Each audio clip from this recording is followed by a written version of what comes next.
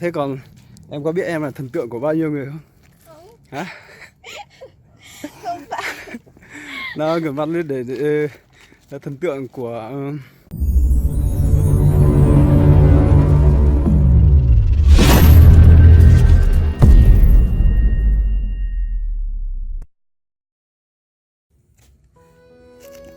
Ôi nhưng mà chỗ này đẹp thật đấy. Đẹp mà. Nhưng mà anh thấy em đẹp hơn. Nha. Đi từ từ thôi. Ok. Đây là cô gái mà thần tượng của bao nhiêu người. Không, có thấy hôm qua anh cho ảnh lên Facebook không? Rồi. Hả? Rồi. Có thấy hôm qua anh cho ảnh lên Facebook không? Có. Bao nhiêu người nói ôi dồi ôi thần tượng của em. Có người bảo lại thần tượng của em được gặp một lần em chết cũng được. Giời ơi. Nha. Thật sự rất là xinh gái. Em có yêu không? Có chứ. Hả? Đẹp thật luôn. Đẹp, rất đẹp luôn. Một tí anh cho xem luôn. Đây. Nhưng mà có xách được cái đấy không? Không xách được để cho anh xách cho. Để anh xách cho. Xách thì anh đưa kẹo cho. Tại vì anh thấy hạnh phúc quá khi gặp được cô gái xinh đẹp này. Rất là hạnh phúc. Rất là hạnh phúc luôn. Đi nhanh coi bởi vì lên trên đây còn sắp tối. Ôi. Công nhận. Đi. Công nhận là em thế cho anh hỏi là em thần tượng ca sĩ diễn viên nào đấy? Không ai lệ. Hả? Không ai lệ. Là sao? Là Ca sĩ? là ai đóng phim, ai diễn phim, anh ấy hát thì đều mẫu hết. Mỗi người có một thần tượng chứ. Không. Tất cả. Không, mỗi người phải có một thần tượng là em bảo là em thích ca sĩ nào hay là thích diễn viên nào nhất đấy. Gọi là rất là thích, rất là mê đấy. Không có á? Thế còn phim với lại diễn viên người Mông thì em thích diễn viên nào, phim nào, ca sĩ nào? Mà nha. Mã Nhia. Mã Nhia. Vì Thế- 22 à. Thế còn em có biết em là thần tượng của bao nhiêu người không? Không. Hả? Không phải. Nó ngửa mặt lên để là thần tượng của mọi người để họ thấy em là, tại vì em là thần tượng của rất là nhiều người nên là Không giống như tối qua nữa chứ. hả? Không giống như tối qua. Không giống luôn. Công nhận là người đẹp thì như nào cũng đẹp luôn thật. Ngoài như Béo hơn ngoài đời.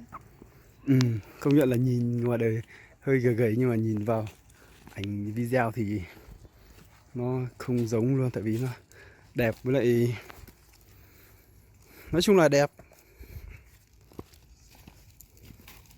Có nặng không? Không. Anh xin lỗi là lần này anh để cho em xách nhé. Sao mà không để lúc về mua? Thì mua để ăn chứ, ăn đi, lấy khát nước thì lấy nước uống đi. Bởi vì rất tối rồi gì. Không, thì mình vẫn đi khát nước thì uống, quả đi ăn. Chắc là hôm nay anh sẽ quay em cả ngày.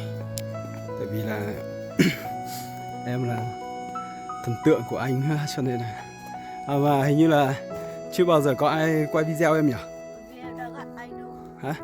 Em không có gặp anh. Không có gặp ai. Gặp nhưng mà em không nổ địa chỉ cho họ. Chưa tiết lộ. Tiết lộ. Thế thì anh là thế là anh là người may mắn nhất, người đầu tiên được quay em á. Đúng không? Thì Đẹp không? có đẹp. Nhưng mà anh thấy trước mặt anh đẹp hơn. Dạ. Anh thấy người trước mặt của anh đẹp hơn. Anh làm quận gì rồi? Đúng rồi. Không phải phát triển cái chân mình chứ. Phát trực tiếp thì anh không trả lời được vì thần tượng của em, tại vì là fan hâm mộ của em nhiều quá. Em không thích con.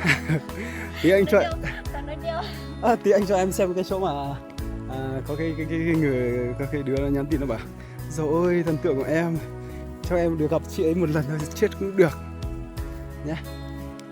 Hay là em nói một lời nào cho những người mà fan hâm mộ của em đi. Đi. Thì em nói là em cảm ơn mọi người đã yêu thích em. Khi nào đến Mộc Châu thì em ở chỗ nào mời mọi người vào nhà em ăn cơm uống nước. Nhà em có chè không? Nhà em có chè. Thì mời mọi người một cốc chè. Rồi Nhưng mà nhà em không có uống chè. ăn một bát cơm. Đúng. Thì chẳng nhẽ như bao nhiêu người hâm mộ em, như thích em như thế mà em không có một lời nào mời mọi người đến nhà chơi à? Ừ? Nói.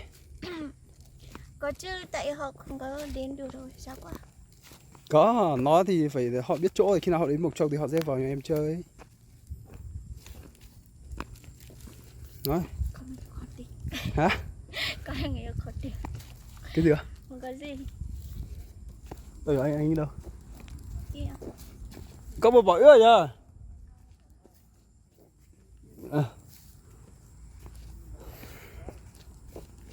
Đây là một địa điểm. Đây gọi là chỗ nào của em? Đây là rừng thông. Rừng thông. Chỗ này có phim đẹp phết đấy. Đây có những cái nhà. Đây anh xách cho. Bây giờ em cứ đi đi, này kẹo của em này. Đây hả? Ở sợ đây.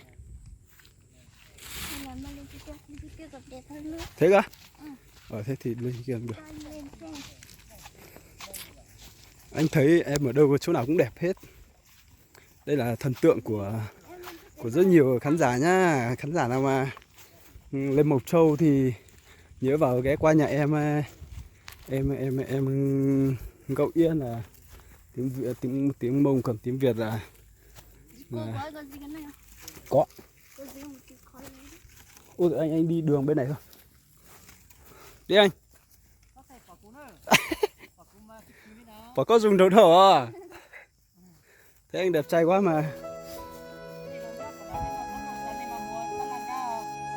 Mình cứ thấy người đẹp là mình lại không thể ngồi im được. Đây em quay sang bên kia để anh quay sang bên kia nhìn hoàng hôn. Đẹp chưa? Còn gì đấy?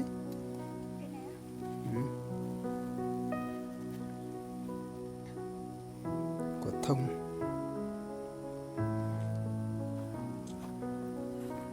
Em không muốn nói câu gì cho thần cát fan hâm mộ của em thật à? Nói đi.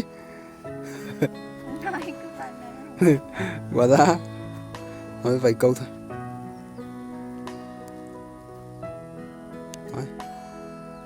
Tức là em gửi lời những lời nào cho đến những cái bạn mà rất là yêu thích em mặc dù mà chưa thấy em, chưa gặp em bao giờ.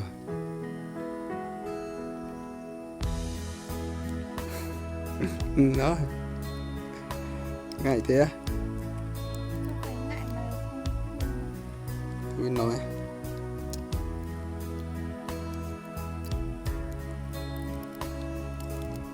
Không biết nói thì đứng đây cho mọi người ngắm nhé. Đứng nhà thầy cô. Xem nào.